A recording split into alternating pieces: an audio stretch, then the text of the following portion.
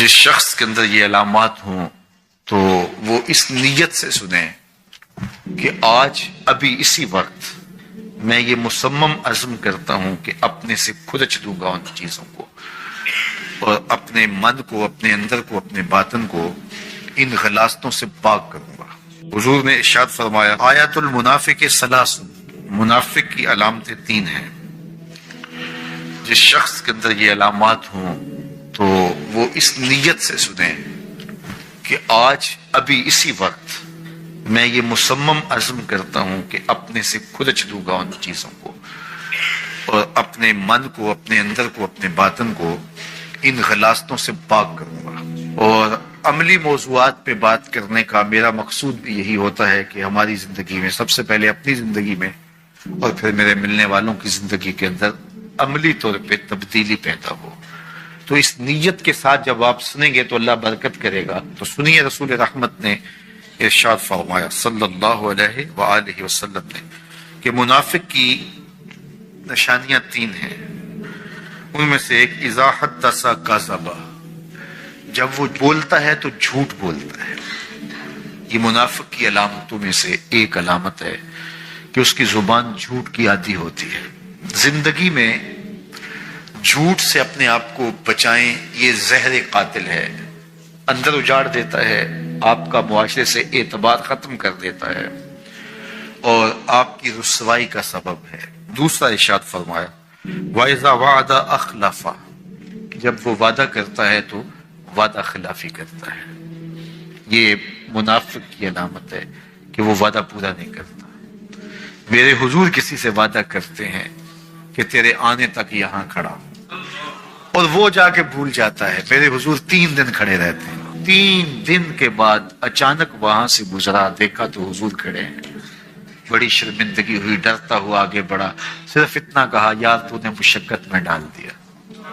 3 دن تک میرے حضور کھڑے، اور میں کہتا ہوں وہ تو 3 دن بعد واپس آ گیا۔ وہ نہ آتا 3 سال بھی کھڑا رہنا ہوتا، میرے حضور کھڑے رہتے کہ میں نے اس سے وعدہ کیا ہوا۔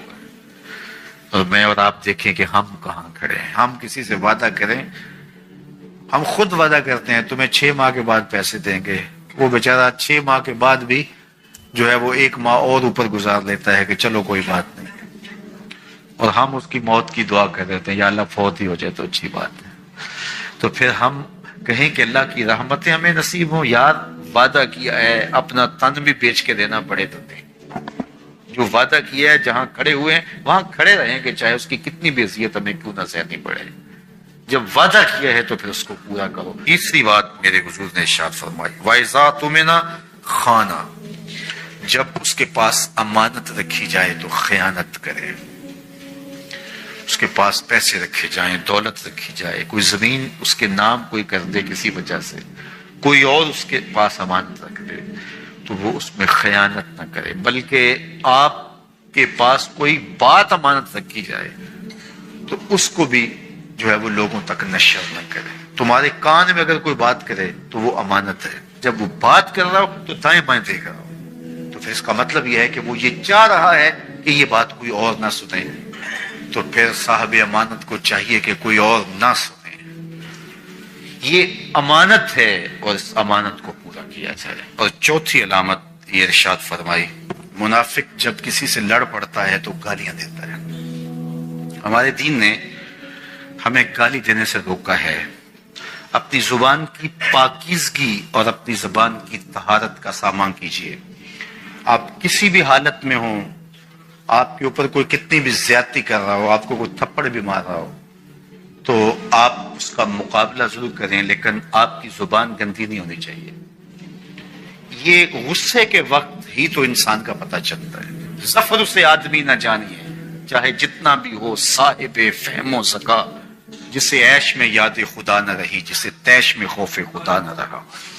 عیش کی زندگی ہو یا تیش کی زندگی، خوشی کا مرحلہ ہو یا مرحلہ غم ہو، آپ دیکھو نارمل زندگی کے اندر تو آپ معتدل ہوں گے ہی ہوں گے، لیکن جب آپ کا بیلنس خراب ہوتا ہے خوشیوں کے وفور کی وجہ سے، اس وقت پتہ چلے گا۔ یہ ہے انسان کا امتحان، یہ ہے انسان کی آزمائش۔